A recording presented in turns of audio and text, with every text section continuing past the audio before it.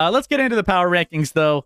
Here we go on to this is as of 11:30. Again, as you guys are joining us, this is how these teams are playing right now, not how we think they're going to be when it's all said and done, who's going to be in the end. So let's start it out with the Los Angeles Lakers. Right now, currently, Los Angeles Lakers, 7-3 in their last 10, 11-8 at the moment, but they are losing to the OKC Thunder by a ton right now. So let's dive into the LA Lakers. Right now, their offensive rating 24th in the league, but they're playing good defense, ranked top 10, 9th overall in the NBA as it sits. Their 5th best net rating in the league.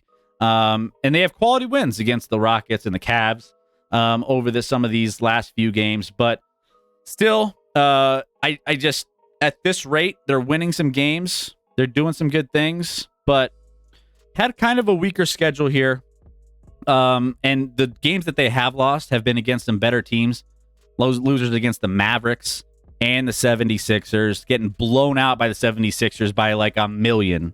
So there's going to be, and they lost to the Kings also. So they've been losing to some really good teams, and they've been beating up on some not so great teams. So that kind of plays into my power rankings, as I mentioned early on. I take that little weight into it. So as of right now, we got the Lakers coming in here at number 10. Obviously, they're still also missing some players. They've had Jared Vanderbilt out for a little bit. Gabe Vincent, Rui Hachimura, Cam Reddish they've been kind of in and out of the lineups. So there's injuries there going along with them. And so, yeah, there's a few things that are holding them back from being higher on this list. Next up. Thing with the Lakers, I don't think they have a lot of depth, to be honest with you. They have depth. They need to just put you got James, Davis, Russell, and Reeves. Other than that, they have no one. They've had a lot of injuries though, so that's a thing. Like when you don't have Jared Vanderbilt in that starting lineup, Cam Reddish, I mean Gabe Vincent. Not that he adds a ton, because I don't think I think he's an overrated player, and Rui's been hurt. I mean, when you don't have all these guys and they're all out of the lineup, yeah, you're definitely going to be thin, so you can't afford to lose any more dudes. But when they're all fully healthy, I think they're a much better team. They just haven't gotten to that point yet. So that's another reason. If you got Teron Prince playing 30 minutes a game, yeah, they need some guys. They need some dudes. Austin Texan girl, who does the other person that is talking like in basketball? Yeah, he's Milwaukee's. He's the Milwaukee Bucks fan. Milwaukee's is a moderator for our stream, and he pops in on our Thursday shows once in a while to come talk hoops with us. So yeah, he's a Milwaukee Bucks fan. Yep. So all right, number 9. Let's dive into it. Let's get into the Dallas Mavericks. Currently, Dallas Mavericks here sitting in number 3 spot in the Western Conference with an 11-6 record, 5-5 in their last 10. The Mavs, they've struggled against their tougher stretch of their schedule. They won in LA on the tail end of a back-to-back with a last-second game winner. But outside of that, they've lost 4 of 6 of those of that stretch to the Clippers, the Kings, the Bucks, and the New Orleans Pelicans. They're the 4th best offense in the league at the moment, but currently they just haven't been able to put it together. Defensively, they're 25th in the NBA. So that it's just not balancing out for them. I just think that they will improve here, and I think that they're going to get better. So, sorry, Austin Texan girl. And again, this is just as they're playing right now. So just keep that in mind. They're still in the top 10, and they're still really, really good, but I just think there's some teams above them here in this mix. They're, again, 5-5 in their last 10. And yeah, I think once they start getting some quality wins under their belt, I think that will make it so that they climb this ladder a little bit more. By the way, how are you feeling about Mark Cuban, Texan girl? How are you feeling about Mark Cuban? He's obviously selling off some of his Mavs stock and also to some casino mogul, by the way. still retaining operations, but yeah, it's kind of a crazy move. He's out of Shark Tank now. It's time for him to go. You don't like Cuban? What? You trying to? He's not out of Shark Tank until 2025. That's a lie. He's still got another year. I mean, but still, he's putting in his time. Austin girl, Tim Hardaway Jr. is playing very well this year. Very impressed with him. Yeah, no, there's some bright spots. I mean, I think the Dallas Mavericks have definitely stepped up their game more so this year than I probably expected this early into the season. So I feel like the Mavs are going to be in a good spot when it's all said and done. I think they're going to be hovering when, as we get to mid-season in the, 4 or 5 spot, maybe 4, 5, 6 spot. We'll see. I mean, I think I don't know about that. But well, they're playing well at the early. Yeah, I think they're playing well, and I think that they have. They're on a 3-game winning streak as we sit now. Oklahoma City, Phoenix, Sacramento, and Los Angeles are kind of in that mix to move up and down within those middle rankings of the Western Conference, but a lot can happen. I mean, the Clippers sitting there at 8 and 9. I would assume they're going to come on at some point. Clippers. Golden State, 8 and 10. They're going to be there. Yeah, Golden State. I worry about. I mean, Golden State didn't make these rankings, just as all transparency, because they've been playing terrible basketball and they've been hurt and they haven't had their guys. I think Klay Thompson's been a challenge for them. He's a shell of himself, and he's just in his head. I think he's totally in his head at this point, where he's like. And Chris Paul just got hurt. And that's not a surprise. Chris Paul getting hurt happens every single year. Like it's. I mean, he's just doing it early. Dallas keeps playing like they are. Yeah, stay up there. Try to get a 5-6 spot. Totally. All right, let's get to it. Number 8, we have the Oklahoma City Thunder. So they're a good team, 11-2 against some of the smaller teams with some of these, smaller front lines. They struggle against big teams with big front lines, which is why I'm shocked that they're struggling against the Lakers as much as, or the Lakers they're beating the Lakers as much as they are tonight. I didn't realize they were out of LeBron James. He was not playing, but that's still. I mean, Lakers are a bigger team, a lot of injuries. Either way, I think this is a really, really good young team. Chet Holmgren's been playing good. Shai Gilgeous-Alexander's been playing out of his mind. They're one of 3 teams that are in the top 10 offensively and defensively in the NBA with those 2 categories. So offensively, defensively, they're 6th and 7th respectively, which you'll take that. Jalen Williams missed some games and stuff too, so they've been missing out on some of that. But currently, the Oklahoma City Thunder on a 2-game losing streak, but won 7 of their last 10. I think that they're going to be a good team. They were one of my most underrated teams and teams to look out for in the beginning of the season. They're one of my most entertaining teams that I love to watch because Chet.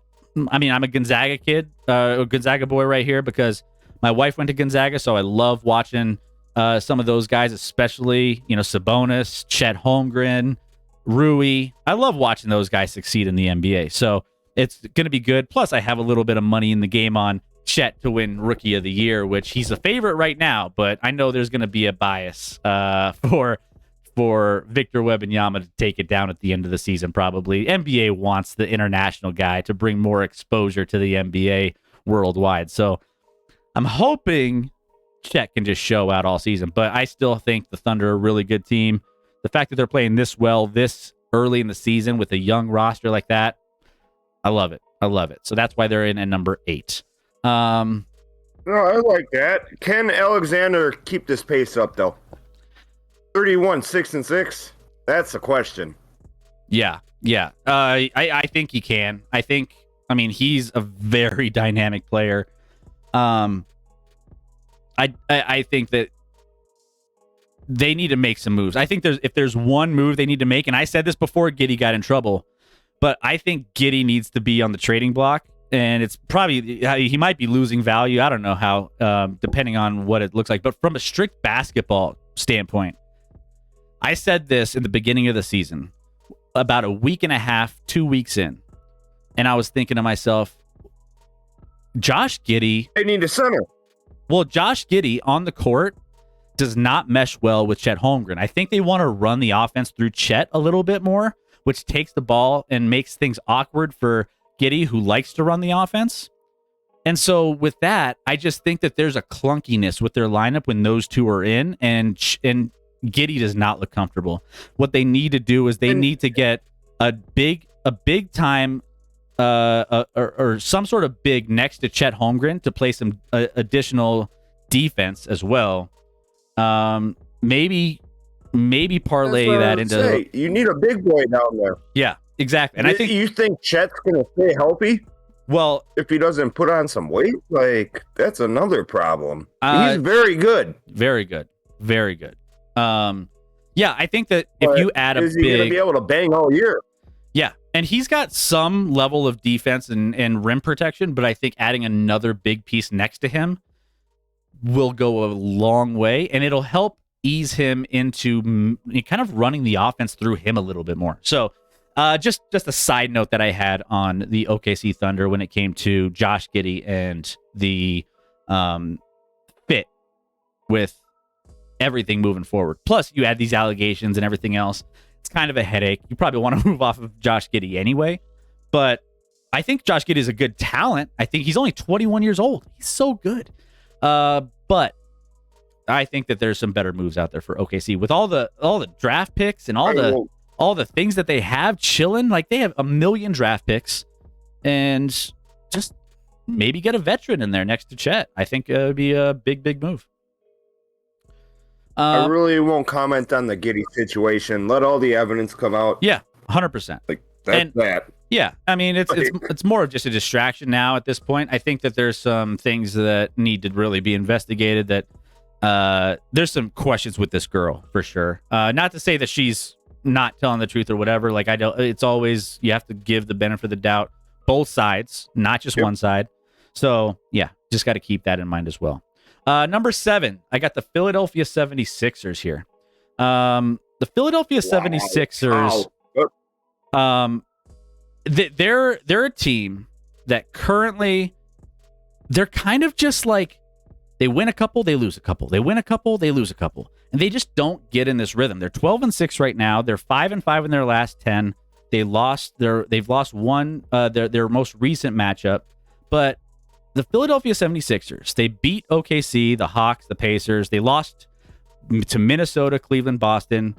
They're the third best offense in the NBA. They're improving on defense. Maxey looks insane, but the consistency there. You just don't have a consistency. When you're just, losing and winning games. I mean, you lose back-to-back Pacers, Celtics. Then you win back-to-back against two bad teams, the Hawks and the Nets. Then you lose to the Cavs and the Timberwolves. Cavs are arguably, middle of the road team. Timberwolves a very good team. Lose to the Timberwolves. Beat the Thunder. Beat the Lakers.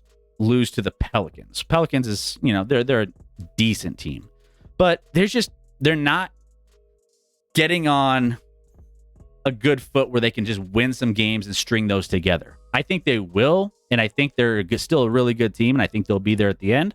But as of how they're playing right now, I think they're a little bit lower in my power rankings, which is why I have them here at number 7. That's what I was going to say. You base these power rankings on how people are playing, and they're 5-5, and you have them above the Mavericks? That doesn't make much sense. But well, they're also in a spot where when it comes to their offense, their offensive efficiency, and the players that they have on that team, I mean, their offensive rating is 3rd, and their defensive rating is 13th in the NBA. Whereas Dallas Mavericks, they're 25th or 26th, whatever I said earlier. Net rating is plus. I was going to say right now, I'd have the Sixers probably 5th or 6th best in the East, let alone the whole league. Well, yeah, I mean they've been struggling a little bit with again some of these wins. I mean, but their net rating is plus 6.5, which is 3rd best in the NBA. So yeah, I just think that they're in a spot where they're playing some average to above average basketball here. I probably have them lower than a lot of other people. A lot of people might have them a little higher, actually, in their rankings, but I have them here at number 7. If you were to rank the East, where they'd be 5th or 6th in the East, Chris. Like, to be honest with you, even long term. I mean, currently they're sitting at 4th in the East, in the standings. Now, do I think they're a better team than the Knicks? Yes. Do I think they're a better team than the Pacers? Yes. The Miami Heat? Yes. Ooh. Do I think? I mean, but the Miami Heat are a weird one because they're always going to be like a 6, 7, 8 seed that finds their way in the Eastern Conference Finals. So that's a weird one. It's a weird one. But there's a thing with the Philadelphia 76ers that they have figured out without James Harden how to get a nice little rotation going with Maxey. He's been balling. Embiid. I mean, they have a nice rhythm, more so than they did last year. And I think that that's going to carry them a little bit more this year than it usually does. You don't have James Harden just taking the ball out of other people's hands and just holding on to it half of every offensive possession that he touches the ball, right? So, I think that Austin girl, I do think Kelly Oubre Jr. coming back is going to help. Yeah, I think he's going to be huge. Austin Texan girl for sure. Yeah, and again, there's some players that are missing from that lineup that I think are going to be a lot better once they get in a nice rhythm again. Again, I feel like they just need to get to the midseason and just have that cohesive nature. It takes time to mesh together, and it takes time to get those things rolling with when you have departures or you have arrivals onto your team, trying to get them in a nice rhythm. So, don't they have a new coach? Yes, they do. Yep. So yeah, that'll take time. Kind of like the Bucks. It'll take time. It always takes time. Yeah, exactly. So there you go. That's what we have here at number 7. All right. Go ahead. Brace yourself, Milwaukee's. We got the Milwaukee Bucks here at number 6. Oh, my God. Yeah, I know. I know you were going to struggle with this one. Wow. All right. So this is my rationale for the Milwaukee Bucks. Currently, by the way, the Milwaukee Bucks, are they still winning tonight, by the way? They're losing to Chicago right now. By the way, Chicago's and this plays right into my argument for why I have them at number 6. Still really, really good. Still going to be there at the end. But as of right now, I just don't have them playing the best basketball as opposed to a couple of the other teams ahead of them because of what they're doing against Chicago and how they've been handling other teams during this stretch. Now you might look at their record, right? And you say, they're 8-2 in their last 10, 3-game winning streak, 3rd in the East. But if you take a look, 8-2 in their last 10, but they haven't been playing the best basketball during that stretch, and they've been playing against weaker opponents. They barely beat Washington. Portland, they had to come back down from 24 to come back and win that one. They beat Boston soundly, but they lost to Orlando and Indy, 1-3 against good teams, figuring things out on defense. So they're still working through that. And I think, again, early on in the season, they've been absolutely abysmal on defense, which is something that I don't expect to happen throughout the course of the season. They were, I think, 28th in the NBA. Now they're up to 20th. So they're improving the defensive side, and they're improving on how the meshing is with Giannis and Dame and kind of getting in a nice rhythm. That always takes time. Anytime you have a new player that comes in and takes a lot of that, I think it's huge. I think Drew Holiday was a big, departure. That was one of the most underrated departures of all of the trades in the offseason. But at the same time, you still have that high offensive rating here for the Milwaukee Bucks. They're still winning games. They're doing what they need to do against bad teams. But I just don't like the way they've been struggling against some of these bad teams. Even if they've been winning the games, it's like you should be putting these teams away a little bit more than you should. So given the circumstances of that, I have to have them here a little bit lower on the totem pole than some of these other teams. Milwaukee, you can Based on that, yes, Dame and Giannis are still trying to figure it out. Correct. There's a 3, so we're down 2, but they're still trying to figure it out. We can't play defense, and up here in Milwaukee, Drew Holiday was a big loss. Big loss. And let alone to see him end up in Boston, he's going to come back to haunt us in the playoffs. Yeah. I really think that, but at least he'll be going up against Dame, who's going to be able to hold his own. Yeah, and Dame's no slouch. No, 100%. And again, the Bucks are probably going to finish. When it's all said and done, I still have them as my Eastern Conference champion. I have them going to the NBA Finals, but I just think we're only 3 or 4 weeks in. At this point, we're still getting a month and a half actually. And we're out. Crowder's hurt for a while. Yep. He'll come back. That'll add a little more depth. We're gonna have Crowder and Portis coming off the bench. And I think I'm not a big fan of Pat Connaughton. I think he's been kind of rough this season, more so than he has been in previous stints with the Bucks. But there you go. Lopez just hit a 3. The Bucks are winning. There you go. So, yeah, I think, again, like I said, tonight's a case, tonight is the case study of what the Milwaukee Bucks have been doing this season, is just scratching through some of these games against bad opponents and getting wins. This is great. They're doing what they need to do. It's just, I want to see them just crushing Chicago. I want to see them crushing some of these other teams that they've been playing against, the Orlandos and Chicago doesn't even have their best player tonight, DeRozan. Exactly. So, yeah. So Bucks, they'll be up here higher on my list, but for now, until they start getting into a better rhythm, I have them at number 6. I mean, Kings number 5 here. No, like you said, it's based on how we're playing. Like you said, based on how they're playing, not long-term potential, because long-term potential, I think the Bucks are still favored to win the NBA title. Totally. Yeah, 100%. And I still like where they're at. Bucks versus Toronto Raptors, says Brendan. Brendan, hey, holding out for his Toronto boys. Toronto's actually 10th right now in the standings on the east side. Do you think if the Bucks sign a guy like Stanley Johnson, he can help improve the Bucks defense? Yeah, I think Stanley's fine. I just don't know if he'd get a lot of minutes. If he did, I think he would help a little bit, but where does he fit?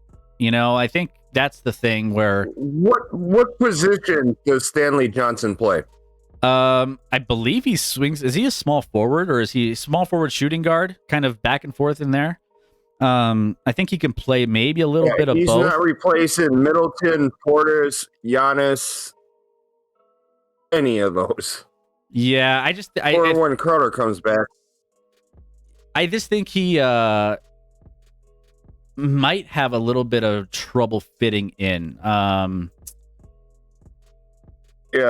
forward. I mean, he would probably... that ain't happening in Milwaukee. I mean, maybe he takes Pat Connaughton's role as if they were able to make a deal for Pat Connaughton, and you get him out and you put in Stanley Johnson. I think maybe he can offer a little bit there, but I just don't know if Stanley Johnson's going to be much of an upgrade. I think Middleton's our shooting guard. Yeah, I don't think it would be much of an upgrade. So to make a deal or to try to bring him in, I think it would be meh. I think it wouldn't push them that much higher than probably what they currently have with this current team that they have. So I would guess probably no. Probably, I don't think it would make a massive difference.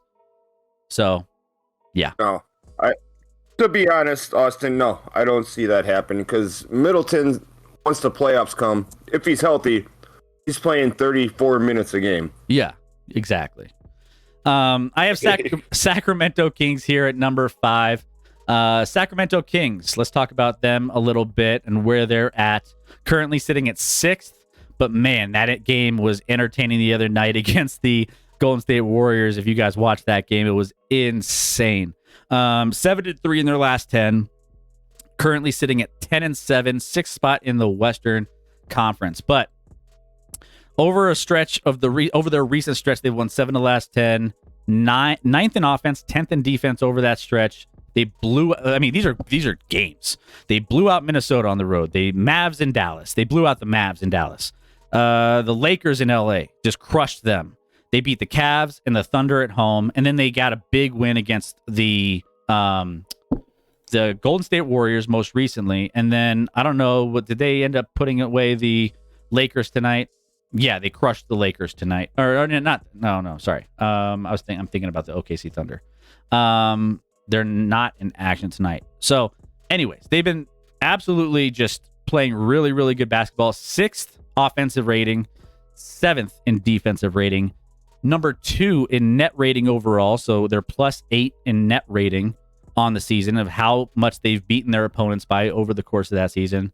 Jalen Williams missing some games. I mean, not Jalen. I'm sorry. I'm getting everything mixed up. Sorry, they're 12th in offensive rating and 17th in defensive rating of the Kings. But they've just been playing really, really good basketball. And honestly, the way that Sabonis has been playing, De'Aaron Fox, that team is starting to mesh together a lot better this season than they had last season. They're already better defensively than they were all of last season. So you add that, if they get improvement from everything this season, I think they're going to be a threat to anybody in the Western Conference. They just need to just put it all together. So right now, have them still here at number 5. All right, next up, would you say the Kings are the best team in California? As of right now, if we're talking like we are this power rankings, as of right now, yes. I would say the Kings are the best current, as of this week, the best team in California. If we're talking about the big picture, I still think the Lakers might have a little bit of an edge on them if they're all fully healthy. And then also Golden State, when they're fully healthy and they don't have anything weird happening. But still, that Klay Thompson thing is weirding me out with that team. Like he's been a shell of himself. So right now, yes, the Sacramento Kings, as we sit today on November 30th, are the best team in California. In my opinion, I believe the Kings are the best team, and they have the brightest future. 3 years from now, Lakers are screwed. So is Golden State. Yeah, the Kings have the best be future. On the upcome. If you were the Kings, would you try to trade for Zach LaVine? Zach LaVine is a weird one. All of a sudden, the Zach LaVine stock has dropped. I mean, the Lakers have been in the mix, I think, for Zach LaVine, and then they said they're more interested in DeRozan than LaVine, according to certain rumors and different things. But LaVine's attitude in Chicago, I think, is turning people off a little bit. Is he talented? Yes. I think he fits on the right team with certain teams. But I think the Kings aren't probably going to go out for Zach LaVine, I don't think, more so than some of the other teams that are bidding for his services. I think the Lakers are probably a team that are 100% going to be in the mix, and maybe a couple other teams. But yeah, I don't think the Kings need to make too many major moves, honestly. I mean, I want to see kind of what they end up doing. I think, currently with the Kings and their size, and I mean, I love Sabonis. I'm a big Sabonis guy, but I think they need to have more of a rim protector alongside him as well. I mean, Keegan Murray sitting at, see, he can play that 4, okay, but having Domantas Sabonis and another big, kind of like what we talked about Milwaukee's with the OKC Thunder. I think that there needs to be... Domantas Sabonis is not the best rim protector in the NBA, and he doesn't really... He's kind of undersized at against certain teams, and I think he gets bullied around a little bit under the rim. So that being said, he's better offensively than he is defensively protecting the rim. I think if anything, beefing up maybe that 4 spot for the Sacramento Kings is going to be something I would probably look to do if I was on the Kings. And the Bulls just hit a 3-pointer at the buzzer to send it to overtime. Ooh. Barn burner. A fadeaway 3-pointer at the buzzer. Crazy. That's gonna be a decent finish. Decent finish here. All right. let's get to the number 4 team on my list, and it is my Denver Nuggets. Denver Nuggets obviously have been without Jamal Murray. They've had some interesting games though, right? So Jamal Murray just came back and they looked exactly like they did on their playoff run when they were just dominating offensively and they were just crushing.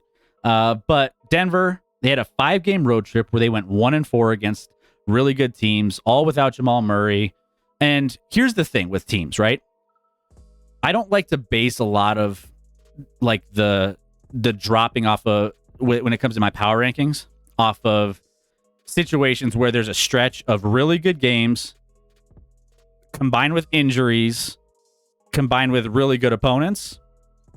All of those things happen to every team in the NBA, and you will get these like losing streaks, or you will get these areas where they just don't play as well in those scenarios, rightfully so.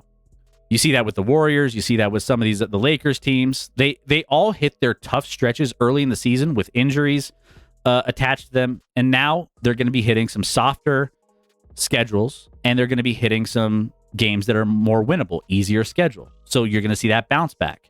But the Nuggets are kind of in that mix as we sit, right? They just got Jamal Murray back. They're getting healthier. They're top 10 in offense and defense. Currently, they sit 10th in both offensive and defensive rating.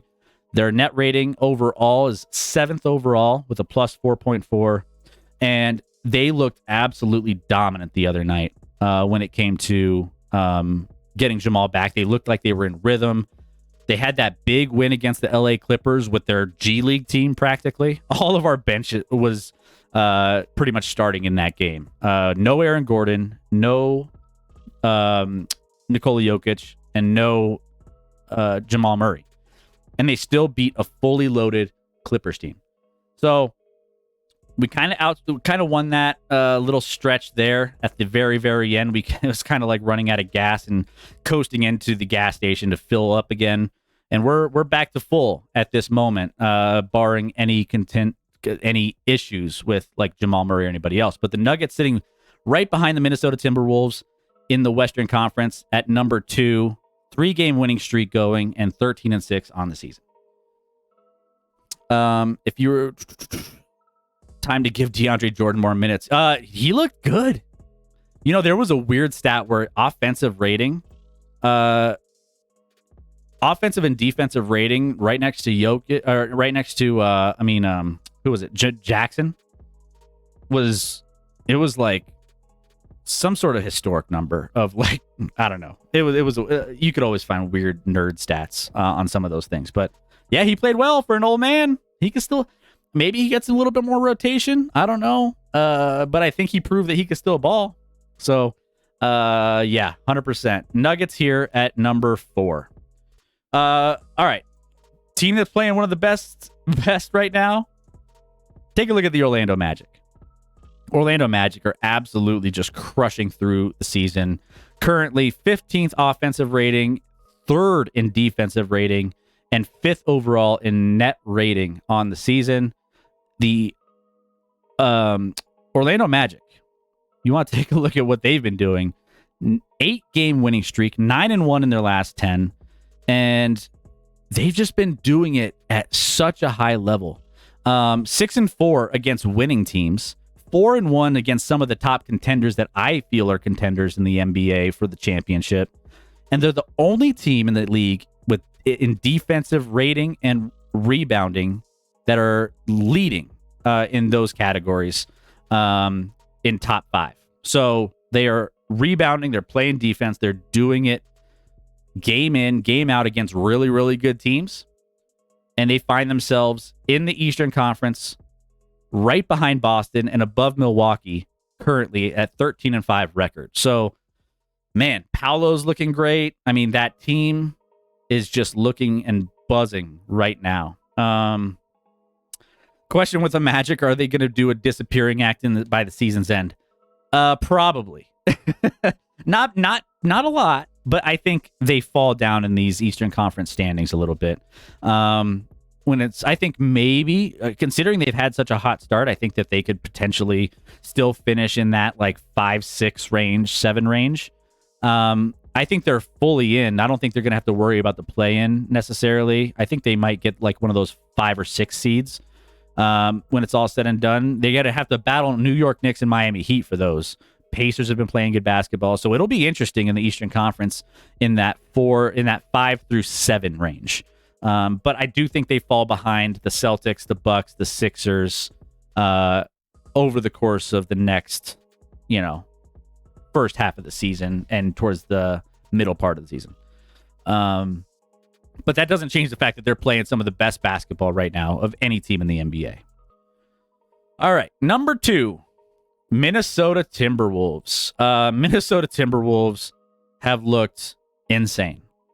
Minnesota has been crazy good over the course of this season. They're not typically, I like to say, when teams in the Western Conference are at this point, they feel like fool's gold. The Utah Jazz did this last year, or was last year or the year before, where they were like number 1 for most of the season. 2 years ago. And they were number 1 for most of the season in the Western Conference. I was like, there is no way that they're as good as their record indicates. That is not the case for this Minnesota Timberwolves team. Their offensive rating, 13th overall in the NBA, but number 2 defensively and 4th overall in net rating at this point in the season. They are number 1 in the Western Conference, 3-game winning streak, 8 of their last 10. And they've been doing it against really good teams. They had a bad loss against Sacramento, but Sacramento has been pretty good. Most impressive team in the West. They've beaten Philly, the Knicks, the Pels most recently. And Anthony Edwards is playing really well. Honestly, you want to know one player that's been holding them up. By the way, they got to win against the Utah Jazz. Speaking of the Utah Jazz and the Timberwolves, they got to win tonight. But I was going to say, the Utah Jazz, one of their key players, Rudy Gobert, they traded a boatload for to the Jazz. Exactly. And then 2 years ago, the Jazz also got rid of Donovan Mitchell. But very good player. I will say Minnesota Timberwolves have been doing this, and they still have one of the best defenses in the NBA. Then you throw in Naz Reid and some of the size they have. Honestly, Karl Anthony Towns. Maybe you try to Anthony Towns and Gobert down low. That's not to joke around with. No. But honestly, there's some things that kind of are clunky with Karl Anthony Towns in this lineup. But I think if there's one, this might be a hot take, but if there's the one player that is going to be potentially a guy that they can maybe move to maybe bolster this team a little bit more, especially as it goes down the stretch, Karl Anthony Towns might be one of those trade options later on. Just keep an eye on that. Keep an eye. But otherwise, Minnesota Timberwolves, they're just balling out, and they deserve to be here at number 2. And number 1, no surprise. Correct me if I'm wrong. Didn't Rudy Gobert win Defensive Player of the Year like 2 or 3 years ago? Oh, yeah, he's won it. And he's probably in the mix. He's probably the favorite as of right now to win it again, the way he's been playing. So, yeah, he's nasty. He's gotten better. That's for sure. And hold on one second. I think we might. Let me double check real quick and see. Okay, cool. I just want to double check. All right, Celtics, no surprise here at number 1. I don't think there's any question that they've been playing some of the best basketball in the NBA as it sits. Overall, right now, sitting at number 1 in the East with a 14-4 record, 8-2 in their last 10, 2-game winning streak, and they've just been doing it at a high level all season. They're number 1 in net rating in how much they've beaten opponents by, 8.6 points per game on average. Again, 8-4 offensive and defensively, respectively. They have a league leading 9 wins against teams 500 or better. They have the best net rating, and they've played the second toughest schedule in the NBA up until this point, and it's only going to get easier for them here as it tailors off. So the Boston Celtics have been just humming at this point in the season, and they deserve to be here at the number 1 spot. And they are currently playing the best basketball in the NBA. Chris, I think we lost the Twitch stream. Yeah, I was wondering about that. That's why I kind of paused for a second to try to figure out what's happening. I don't know. It looks like we're back. Not on my end. Let me see. Not to interrupt it, but No. telling you, I think we lost it. No, I still have it on mine. For some reason, it doesn't look like it's going on ours, but I don't know. It's weird. It still says we're live, so we're just gonna continue rolling with it. But that, I mean, we're gonna wrap things up anyway. So there you go. Those are our power rankings for the week of November 30th, and we will come back here and hit you with all of these rankings here. We'll probably do this every couple weeks because it doesn't really make sense to do these every week. So next week we'll probably do something a little different. So just keep that in mind, and we'll try to mix things up a little bit. Suns didn't make it this week. No, they didn't. They fell a little short, even though the Suns, they're 7-3 in their last 10, 11-7. But you know the thing with the Suns, they haven't been able to get their full squad healthy. They can't get anybody healthy. Bradley Beal's out for another couple weeks or month or whatever. Devin Booker been in and out of the lineup. I mean, that's why Kevin Durant is one of those top MVP candidates in the top 5 or so, because he's just been putting this team on his back. So, but no, the Suns, first of all, and they haven't been able to get healthy, and second of all, they're not a deep team anyway. They're similar to what they were last year. So I don't have high expectations for them. So anyways,